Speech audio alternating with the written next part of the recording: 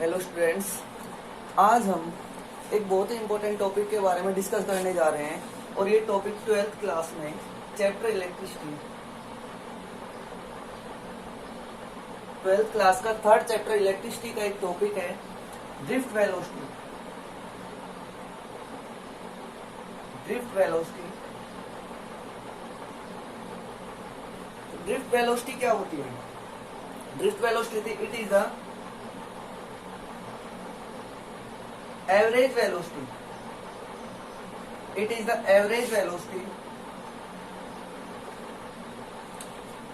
attained by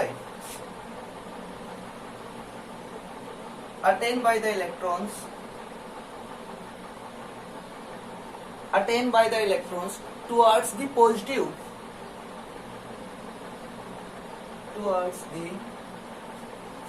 terminal.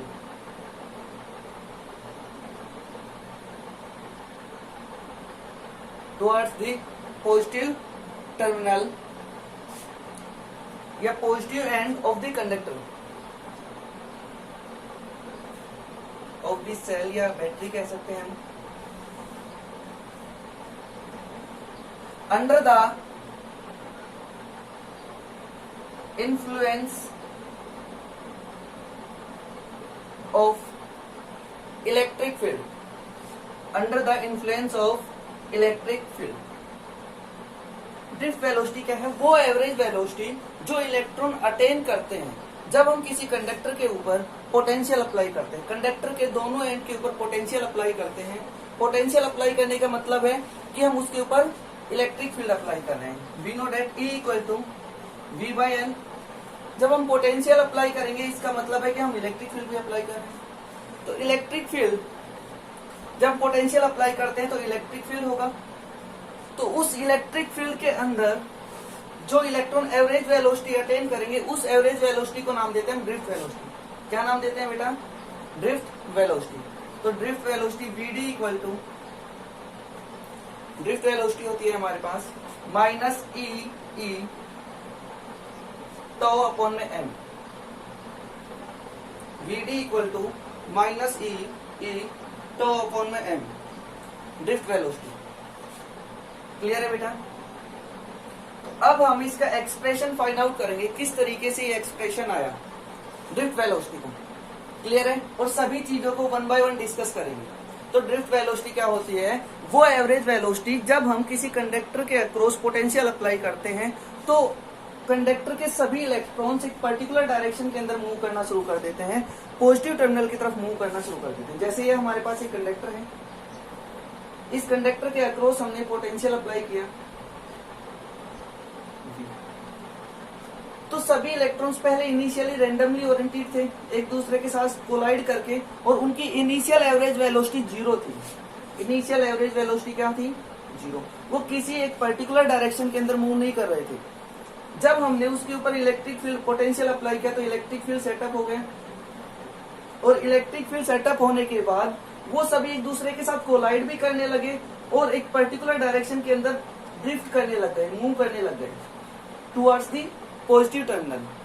Clear हो गया? तो उस एवरेज वेलोसिटी को नाम दिया हमने ड्रिफ्ट वेलोसिटी। क्या होती है? E टॉ अपॉन में m। Is it clear? अब हम इसका एक्सप्रेशन फाइंड आउट करते हैं।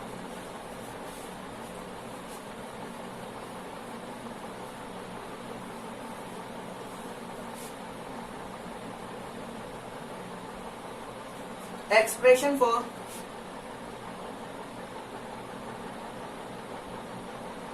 Drift velocity.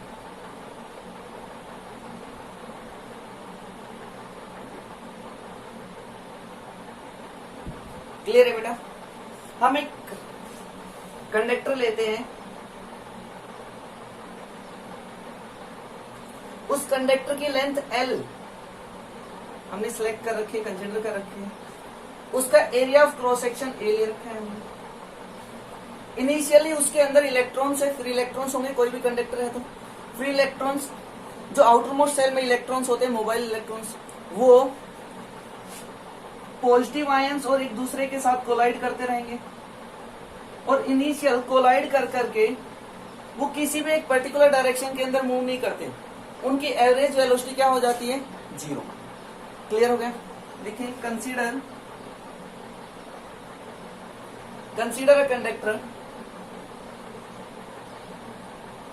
Having length L and area of cross section A, area of cross section A। हमारे पास एक कंडक्टर है जिसकी लेंथ L है, area of cross section A है। ये हमने ले रखा है स्टार्टिंग में।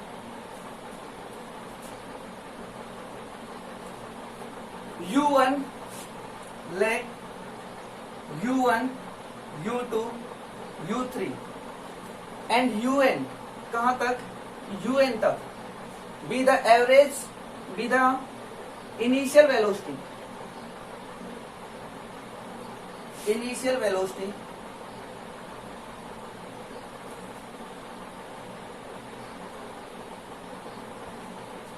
initial velocity of n electrons।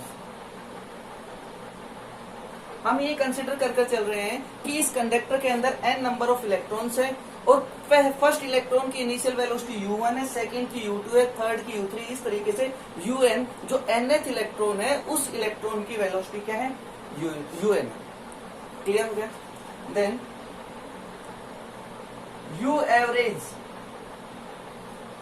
U average मतलब एवरेज इनिशियल वेलोसिटी किसके इक्वल हो जाएगी, U1 plus U2 plus U3।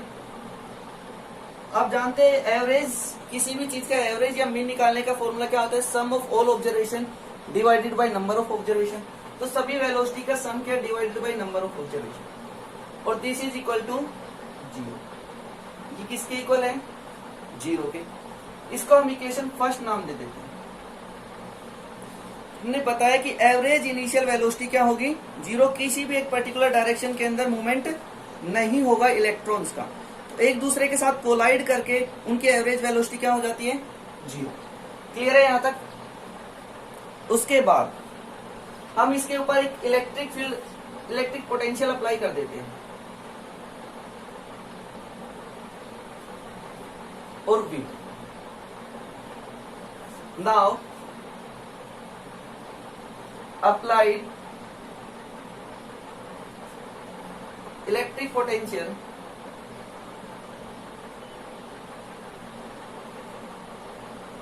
V across the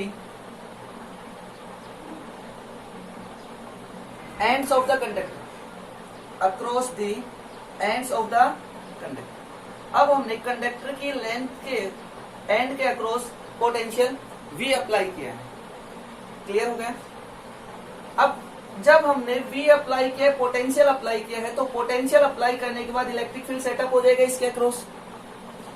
ये पॉजिटिव और नेगेटिव, आपको पता है इलेक्ट्रिक फील्ड की डायरेक्शन क्या होती है, positive terminal to negative terminal electric field की डायरेक्शन होगी। और पोटेंशियल अप्लाई करने के बाद इलेक्ट्रॉन्स क्या करेंगे, पॉजिटिव आयन से भी और एक दूसरे के साथ भी कोलाइड तो होते रहेंगे, साथ साथ एक पर्टिकुलर डायरेक्शन के अंदर मूव करते रहेंगे। और वो डायरेक्शन क्या होगी, towards the positive terminal. Electric field positive to negative होगा बेटा, but drift velocity negative to positive होगी। क्लियर है, एक दूसरे के अपोजिट होगी। Now applied electric potential be across the ends of the conductor. Due to this a electric field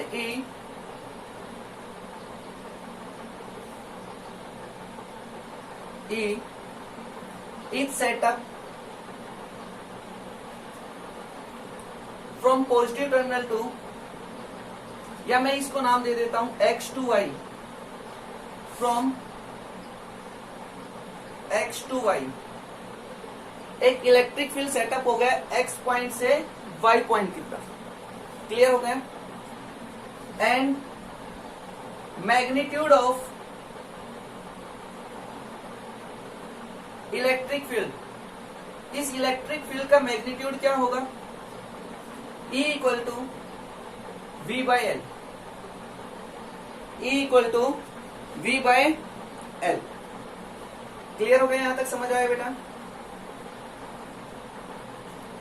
अब जब हमने इलेक्ट्रिक फील्ड अप्लाई कर दिया तो ये इलेक्ट्रॉन क्या करेंगे, फ्री इलेक्ट्रॉन्स एक फोर्स एक्सपीरियंस करेंगे, क्योंकि हमें पता है इलेक्ट्रिक फील्ड क्या होता है, F/Q, force per unit charge electric field होता है बेटा। तो फोर्स क्या आ जाएगा हमारे पास, QE। किसी भी चार्ज पार्टिकल को जब हम इलेक्ट्रिक फील्ड में प्लेस करेंगे तो उसके ऊपर एक फोर्स लगेगा, या तो फोर्स अट्रैक्टिव होगा या फोर्स रिपल्सिव होगा। क्लियर है? तो E=F/Q होता है, तो फोर्स क्या आ जाएगा, QE। कब फोर्स लगता है ये, जब किसी चार्ज पार्टिकल को हम इलेक्ट्रिक फील्ड के अंदर प्लेस करते हैं। क्लियर है? यहां तक समझ आया? Due to this electric field, due to this electric field, force experienced by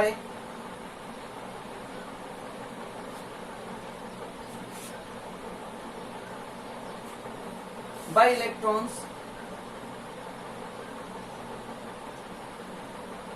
is equal to F equal to, अभी हमने बताया कि E=F/Q होता है। F क्या होगा बेटा, QE। F क्या होगा हमारे पास, QE। तो Q चार्ज ऑन इलेक्ट्रॉन और E इलेक्ट्रिक फील्ड। अब फोर्स इधर है, इलेक्ट्रिक फील्ड इधर है, मूव इस डायरेक्शन में कर रहे हैं, तो हम वेक्टर क्वांटिटी ले लेंगे अपोजिट डायरेक्शन में, तो नेगेटिव साइन क्या बता रहा है, अपोजिट डायरेक्शन में है। क्लियर हो गया? समझ आया? और ये आपको पता है जब हम एक इलेक्ट्रॉन के ऊपर फोर्स देखते हैं तो वो इलेक्ट्रिक फील्ड के अपोजिट डायरेक्शन में होगा। क्लियर हो गया? इलेक्ट्रिक फील्ड पॉजिटिव से नेगेटिव की तरफ है तो इलेक्ट्रॉन अपोजिट डायरेक्शन में मूव कर रहा है। क्लियर हो गया? यहां तक समझ आया बेटा? नाउ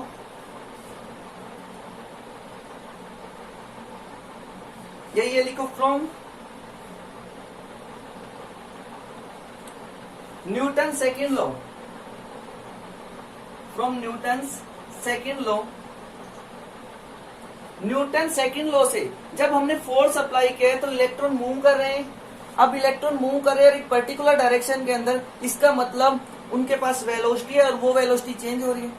जब वेलोसिटी चेंज होगी तो एक्सेलरेशन होगा, क्योंकि एक्सेलरेशन है तभी फोर्स लग रहा है। तो we can write F equal to ma mass into acceleration minus E। क्या लिख सकते हैं, F इक्वल टू क्या होता है, ma। क्लियर है बेटा यहां तक? अब हम क्या करेंगे बेटा जी, यहां से हम एक्सेलरेशन की वैल्यू फाइंड आउट कर लेते हैं। हम क्या करेंगे, एक्सेलरेशन की वैल्यू फाइंड आउट करेंगे। जब हम एक्सेलरेशन की वैल्यू फाइंड आउट करेंगे तो a equal to minus E divided by m, और इसको इक्वेशन सेकंड नाम दे देते हैं, इसको इक्वेशन सेकंड नाम दे दिया। क्लियर हो गया? समझ आया? अब हम नेक्स्ट स्टेप क्या करेंगे, अब ये इलेक्ट्रॉन है तो फोर्स अप्लाई करने के बाद, फील्ड अप्लाई करने के बाद फोर्स लगा इनके ऊपर, फोर्स लगने के बाद इनकी वेलोसिटी चेंज हुई, तो इन्होंने क्या वेलोसिटी अटेन की, क्या वेलोसिटी अटेन की, इफ V1 V2 कहां तक, Vn is the final velocity,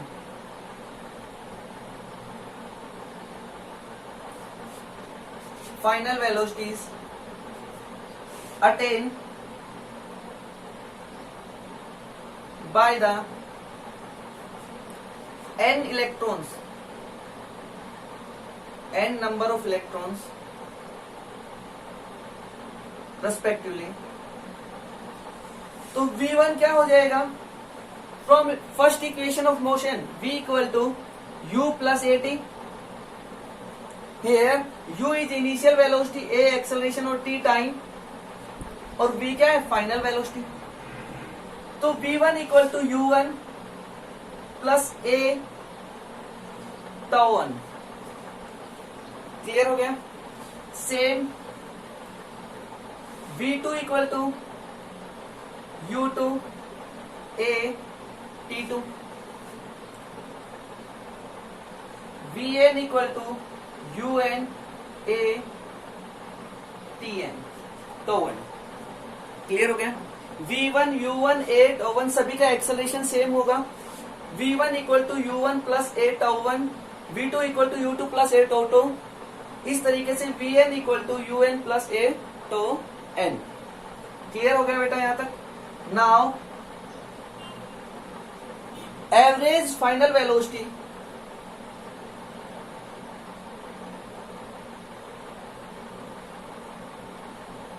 that is, हम क्या कह सकते हैं एवरेज फाइनल वेलोसिटी को? Drift velocity.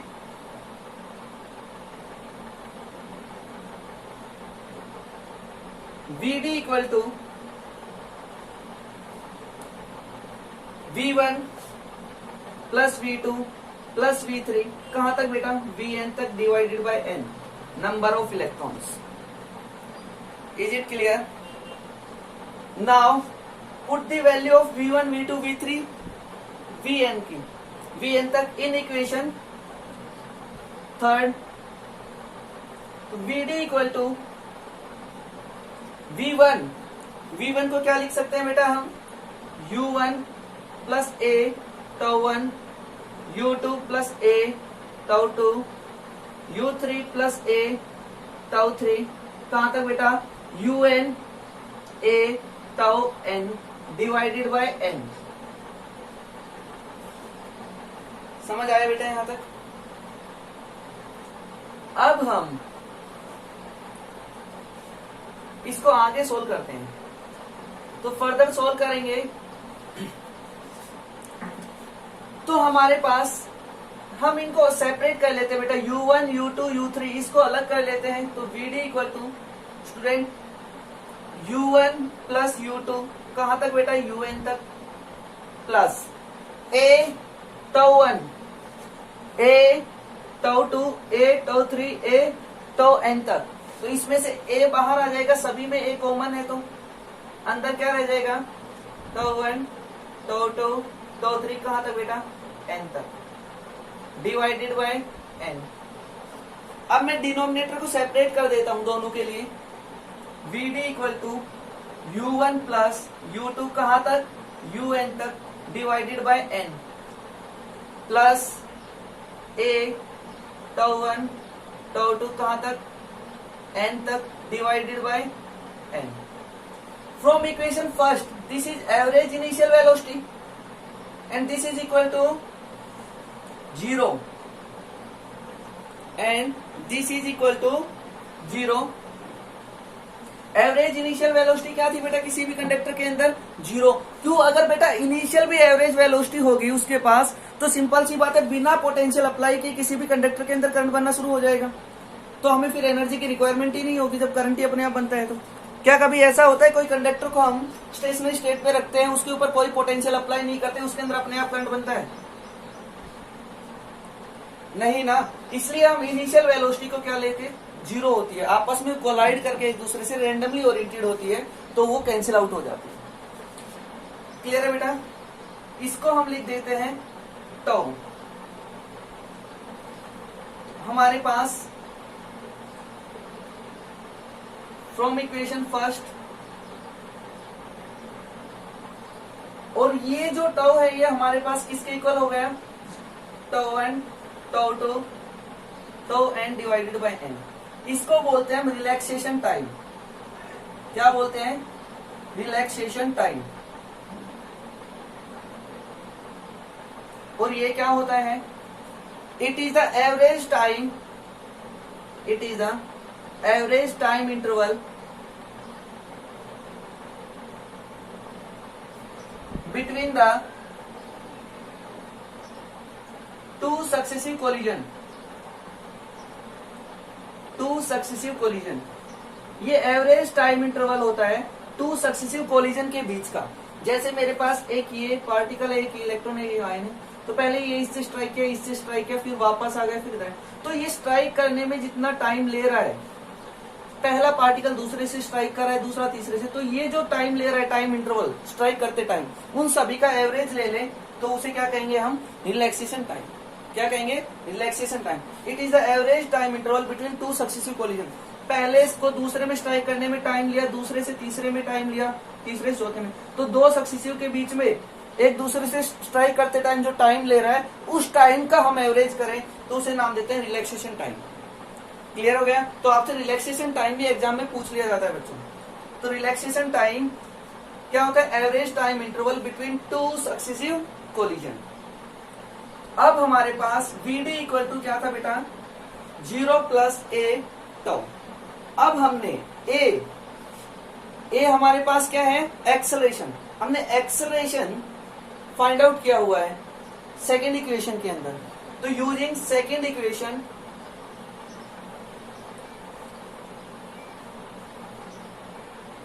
इसको नाम दे देते हैं हम fourth. From equation second and fourth, equation second और फोर्थ का अगर हम यूज करें तो VD ड्रिफ्ट वेलोसिटी किसके इक्वल हो गई बेटा? ए की वैल्यू क्या थी? ई डिवाइडेड बाय एम, और यहाँ पे क्या है? टर्म। इसका मतलब ड्रिफ्ट वेलोसिटी इलेक्ट्रिक फील्ड के अपोजिट डायरेक्शन में, जो नेगेटिव साइन है वो ये इंडिकेट कर रहा है। Drift velocity is in the opposite direction of electric field. Clear हो गया बच्चों? आप ड्रिफ्ट वेलोसिटी का ये फॉर्मूला याद रखोगे। हमने लेक्चर के स्टार्टिंग में ही आप लोगों को बताया था कि ड्रिफ्ट वेलोसिटी क्या होती है। ड्रिफ्ट वेलोसिटी वो एवरेज वेलोसिटी होती है जब किसी कंडक्टर के अक्रॉस हम पोटेंशियल अप्लाई करते हैं, उस पोटेंशियल के कारण उसके अक्रॉस इलेक्ट्रिक फील्ड सेटअप हो जाता है। उस इलेक्ट्रिक फील्ड के कारण फोर्स लगता है जब इलेक्ट्रॉन मूव करने लगते हैं पॉजिटिव टर्मिनल की तरफ। तो वो पॉजिटिव टर्मिनल की तरफ मूव करते हैं जिस वेलोसिटी से, जो एवरेज वेलोसिटी उन्होंने अटेन की, उस एवरेज वेलोसिटी को नाम देते हैं ड्रिफ्ट वेलोसिटी, जिसका फॉर्मूला होता है VD equal to minus E capital E tau upon में N. VD drift velocity, E elementary unit of charge which is equal to 1.6 into 10⁻⁻⁻19 coulomb. Capital E electric field, tau relaxation time, और m mass of electron. Clear है बेटा? तो यहां तक आपको करना है।